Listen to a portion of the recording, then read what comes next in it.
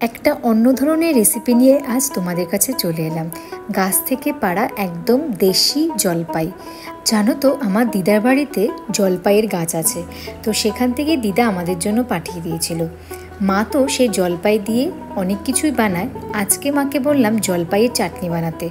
জলপাইটাকে ফার্স্টে half half করে 3 টুকরো করে কেটে নেওয়া হলো। আটি শুদ্ধই জলপাইটাকে কেটে নেওয়া হলো।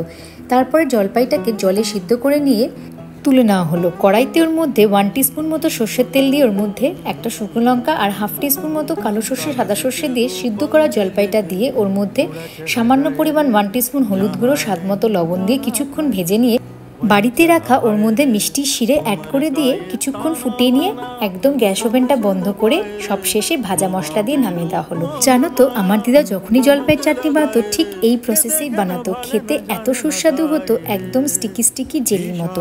ভিডিওটা যদি তোমাদের ভালো লেগে থাকে অবশ্যই লাইক